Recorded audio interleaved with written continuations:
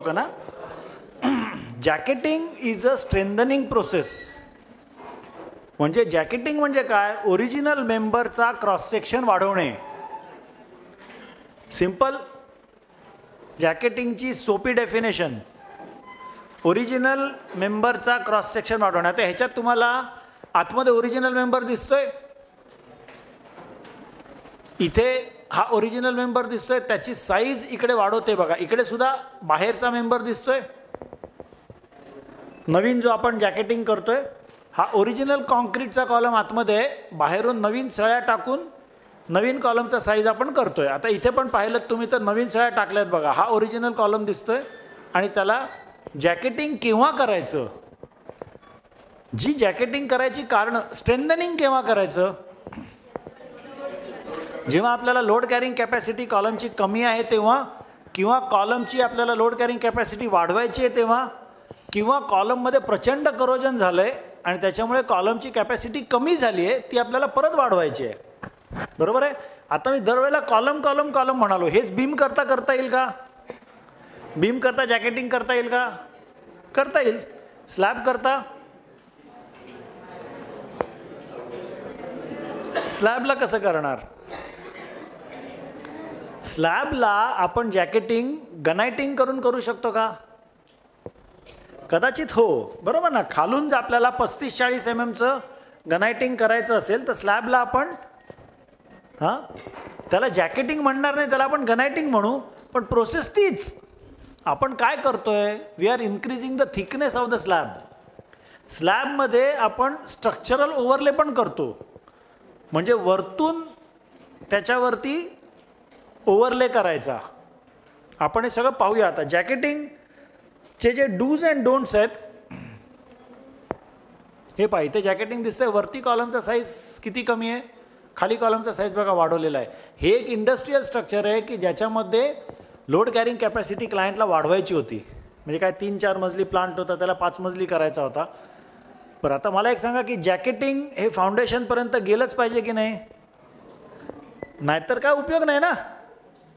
अशी केस होऊ शकते का की जॅकेटिंग फाउंडेशनपर्यंत जायची गरज नाही? कुठली?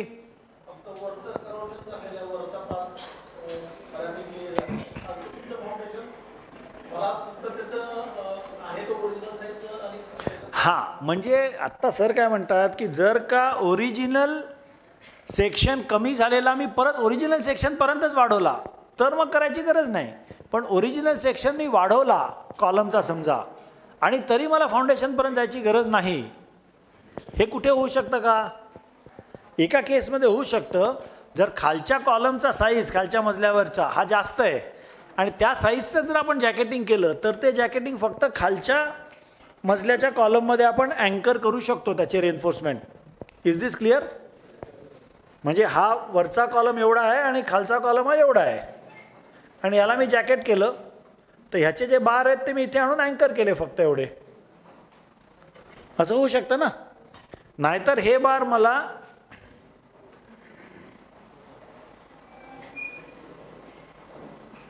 हे मी जॅकेट केलं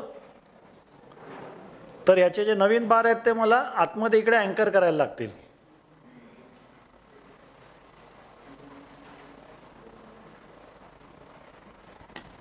हे चित्र क्लिअर आहे? हे जे दिसते हे जॅकेटेड कॉन्क्रीट आहे. हे न्यू रेन्फोर्समेंट आहे. ओल्ड रेन्फोर्समेंट अशी खालपर्यंत असेल ना.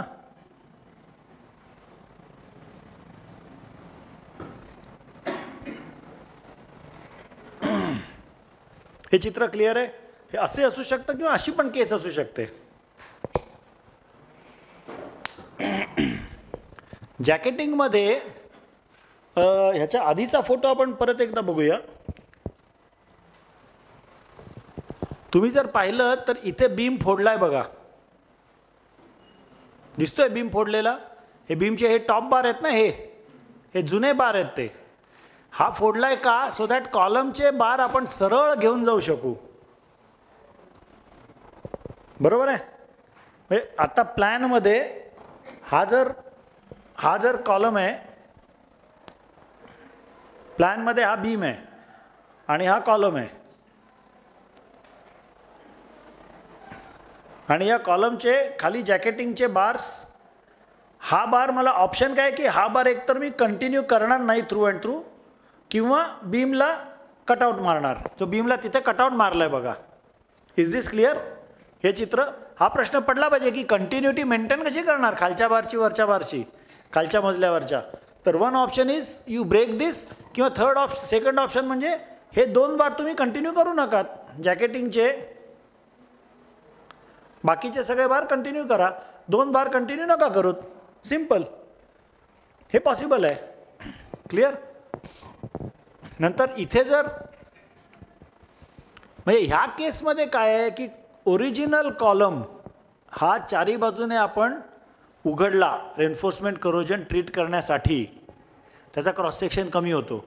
जेव्हा क्रॉस सेक्शन कमी होतं त्याच्या आधी त्याला प्रॉपिंग करायला पाहिजे, कारण त्याच्यावरचं लोड कमी केलं नाही तर there is a possibility that it can just collapse.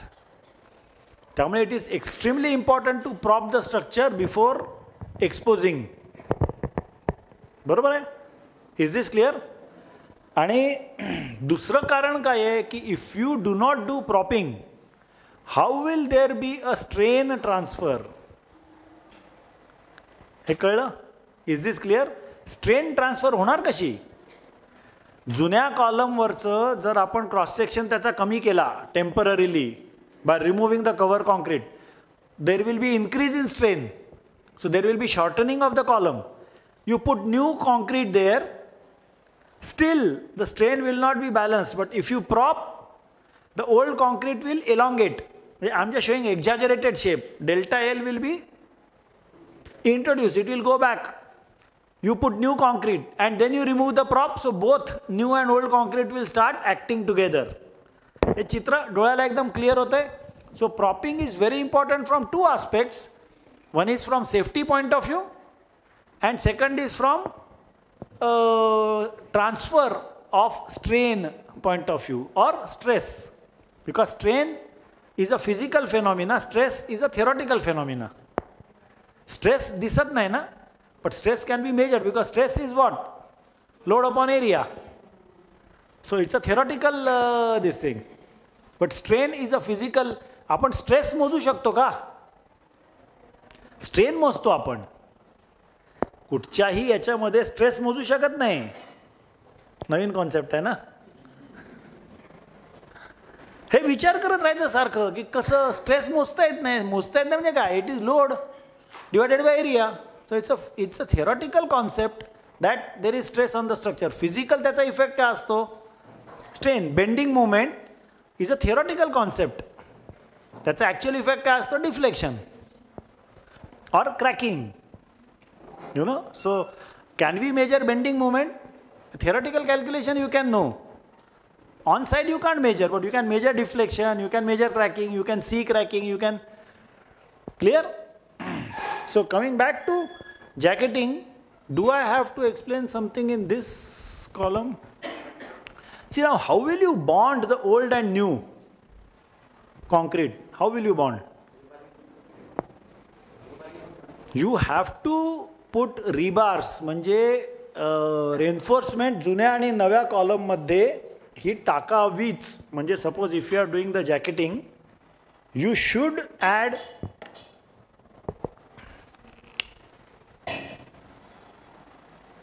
Shear connectors.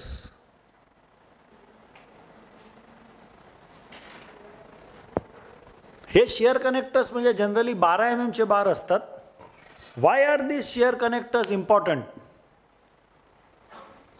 2 याच्यामध्ये आपण किती प्रयत्न केला तरी there will be some amount of differential strain.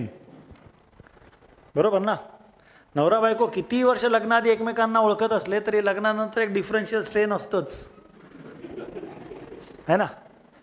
Arrange मॅरेजेसमध्ये जास्त असतो, कारण पहिले 1-2 वर्षात एकमेकांना समजण्यातच जातात, आणि लग्नानंतर समजतं की अरे हा असा नव्हता आधी.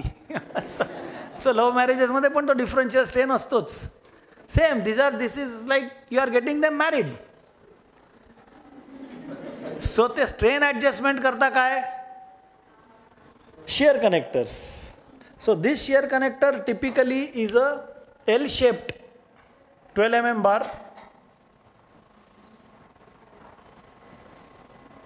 हा ओल्ड कॉन्क्रीटमध्ये 3-1 इंच आत जातो, हा न्यू कॉन्क्रीटमध्ये एक अर्धा इंच 1 इंच बाहेर येतो, आणि हा असा बेंड होऊन 50 mm.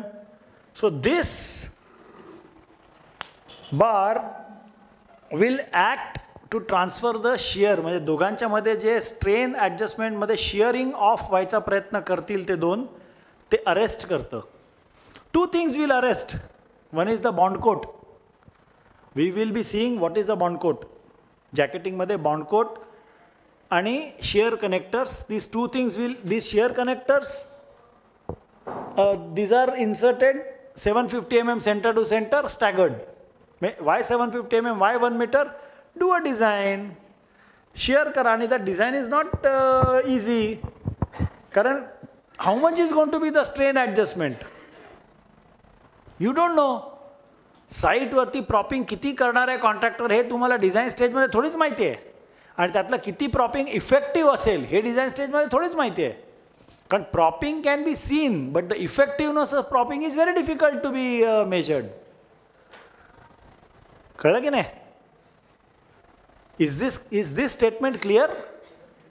प्रॉप डोळ्याला दिसतात की 10 प्रॉप लावलेत, पण ते प्रॉप आपण ते सबस्टिट्यूट फ्रेमवर्क सिस्टीम बघितली ना, त्याच्या सबस्टिट्यूट फ्रेमवर्क सिस्टीममध्ये एक गोष्ट सांगायची राहूनच गेली. म्हणजे आता suppose you are providing substitute framework to a slab which is deflected like this,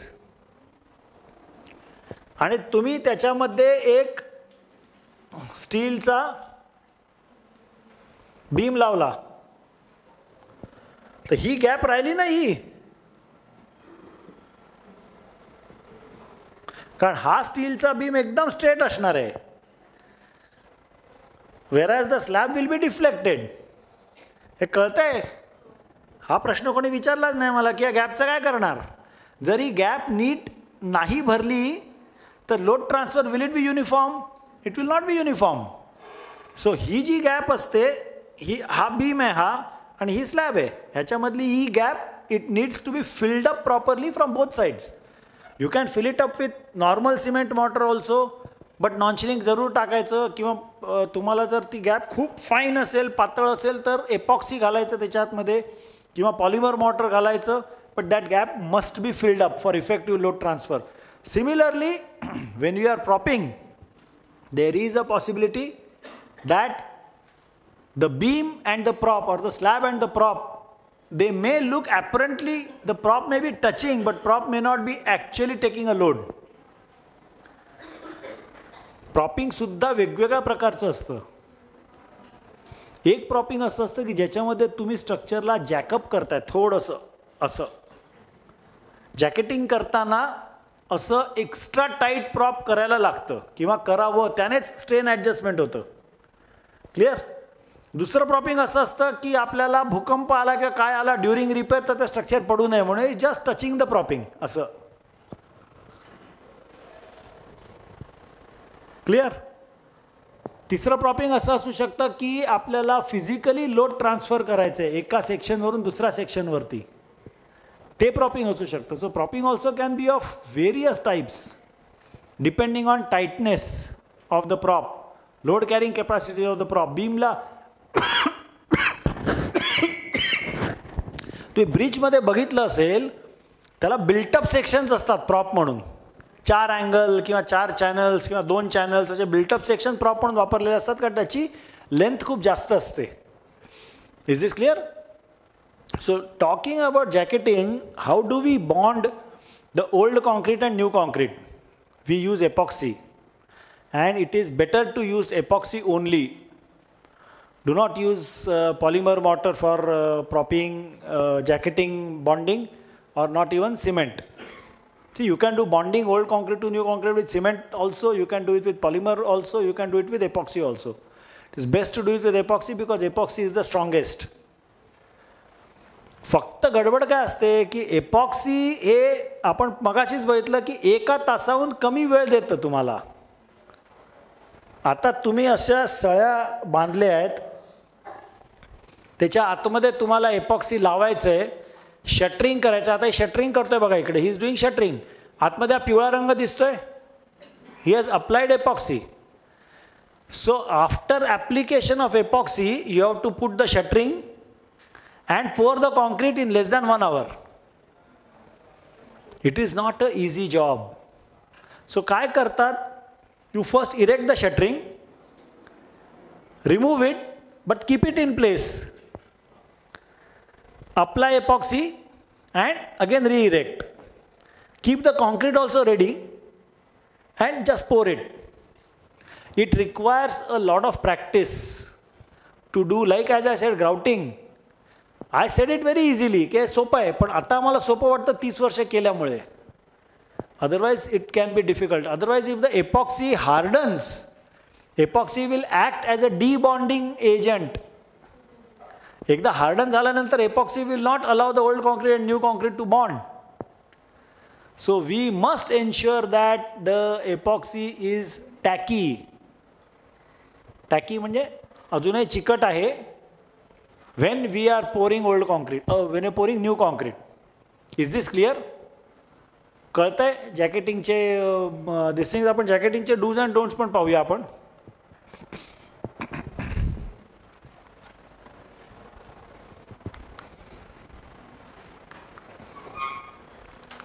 Do's and don'ts of jacketing. The grade of concrete shall be 1 grade higher than the parent concrete. Why? We don't want the difference to be very high between old and new concrete. Is this clear?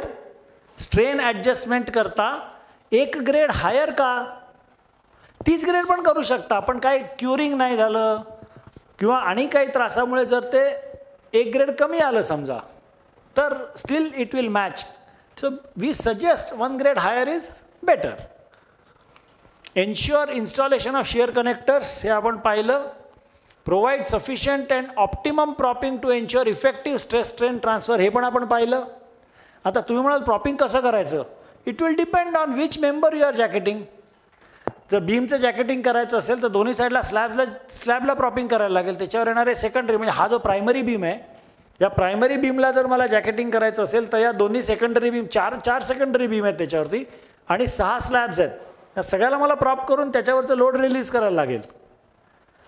Is this clear? Ensure pouring of jacket concrete before specified pot life of bonding material, हे आपण पाहिलं. Avoid extreme variation in grades of parent concrete and jacketed concrete, हे पाहिलं. Check bonding between parent and jacket concrete using NDT.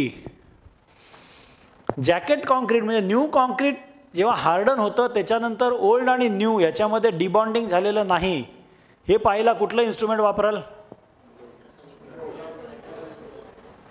Ultrasonic. Pull out कशाला? Why damage? Use ultrasonic. If ultrasonic gives you a very steady reading and a good reading, why pull out? Pull out can be used, I understand, but pull out is damaging. So why do pull out? It's not needed. जर debonding असेल तर ultrasonic reading खराब येईल. So you can do ultrasonic or even pull out, but pull out is not required. Do ultrasonic. तुम्हाला कळेल असते. debonding असेल तर मग त्याच्यावरती आवाज करून बघा. पण 50 mm थिक कॉन्क्रीटला हलवण्यासाठी थोडे मोठा हॅमर वापरायला लागतो. एबोनाइट हॅमरने ते काम होईलच असं नाही. Is this clear? Release the props after sufficient strength gain of jacket concrete, हे कळलं? प्रॉप नंतरच काढा. का? कारण त्याच्यात ताकद आली म्हणजे स्ट्रेस कॅरिंग कॅपॅसिटी आली म्हणजे स्ट्रेन कॅरिंग कॅपॅसिटी आली. Clear? What the purpose is that both the concretes work together, act together, think together आणि respond together to the load. Jacketing technique should almost always start from or taken down to foundation level. Jacketing technique should almost always start from or taken down to foundation level. हे कळलं? Almost always. आपण ही केस बघितली ना की ज्याच्यामध्ये शक्यता आहे की jacketing may not go to the foundation level or need not go to the foundation level, it is not required. और सरांनी दुसरी केस जी सांगितली की जर मी नवीन कॉन्क्रीट जुनं कॉन्क्रीट खोदलं, रिपेअर केला सळ्या आणि तेवढंच फक्त नवीन कॉन्क्रीट मी करतोय त्याच साईजचं, I need not go to the foundation level. आपण फायबर रॅपची तिकडे एक केस स्टडी बघितली, इकडे सुद्धा फायबर रॅपचं हे जे एपॉक्सी कोटिंग करतोय फायबर रॅपला, हे निळ्या रंगाचं epoxy, epoxy can be in any other colour. इथे तुम्हाला जो शायनी सरफेस दिसतोय हे त्याने क्लॉथ चिकटवलेलं आहे त्याच्यावरती. Is fiber wrap clear? I will skip this कारण we have seen fiber wrap already.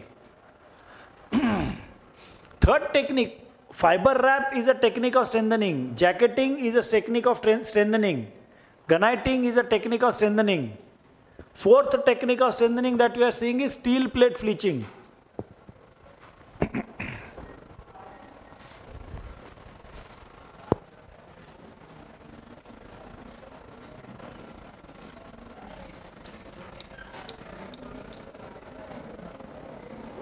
Let us take a case where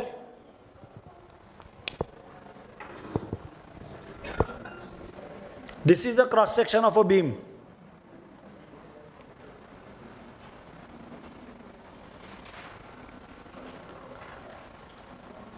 If I add a plate here, a plate here, will it increase the load carrying capacity of the beam? This is steel plate. The red colored one is a steel plate. Will it increase the load carrying capacity of the beam? Theoretically बरोबर ना. हाव, कारण कसं आहे की असा काहीतरी तो formula आहे ना, 5/384 WL³/E आहे ना, काय आहे?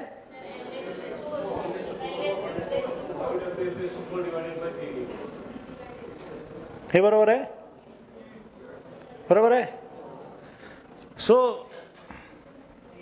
या फॉर्म्युल्याप्रमाणे आपण W वाढवतोय का स्टील प्लेटमध्ये, कमी करतोय का W? नाही. एलला काही करतोय का आपण? नाही. ईला काही करतोय का? येस. आणि आयला आपण प्रिडॉमिनंटली वाढवतोय. म्हणजे या प्लेट्स वाढवल्यामुळे या बीमचा मोमेंट ऑफ इनर्शिया आपण वाढवतोय, त्याच्यामुळे डिफ्लेक्शन कंट्रोलमध्ये येणार आहे. Is that clear? तर आता ह्या प्लेट्स याला लावायच्या कशा?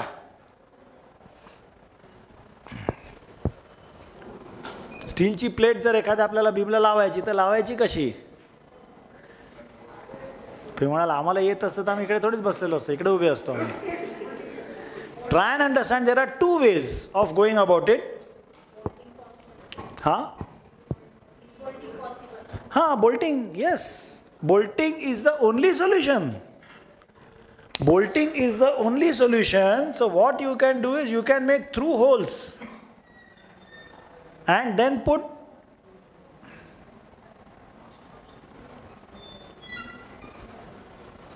through bolt. 12 mm चे जर तुम्हाला बोल्ट टाकायचे असतील तर 14 mm चं ड्रिल, 16 mm चं ड्रिल मारायचं आणि बोल्ट्स थ्रू अँड थ्रू टाकायचे. समजा थ्रू अँड थ्रू बोल्ट्स टाकता येत नसतील तर इज देअर अनदर ऑप्शन? हां, strap around. But how the whole strap will connect to the beam? It will have to be, we can use expansion bolts also.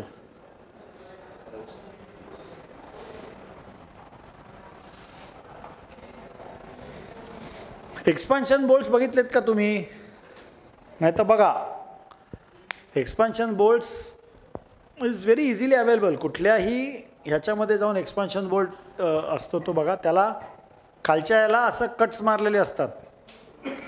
So you drill a whole, put that inside आणि मग इकडनं आतमध्ये त्याच्यात तुम्ही त्याचं bolt आत खुपसलात तर असं एक्सपांड होतं आणि ते एक्सपांड झालं की it will not come out.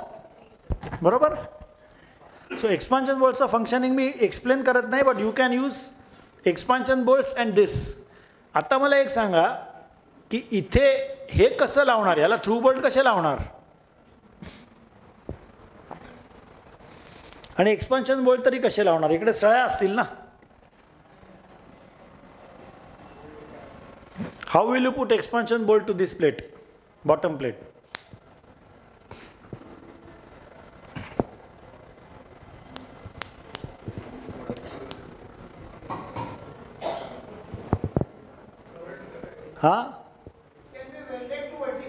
Correct. It can be नाही, it will have to be welded to the vertical plate. ही प्लेट जी आहे ही थोडीशी अशी बाहेर काढायची आणि ही इथे वेल्ड करायची. कळलं? सिंपल. आणि this whole U shaped section, म्हणजे हा सेक्शन सुद्धा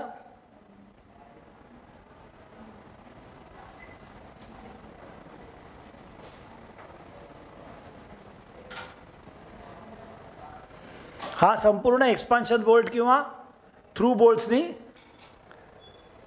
लावायचा. It will be effective. There is one more thing we must know in steel plate फ्लिचिंग.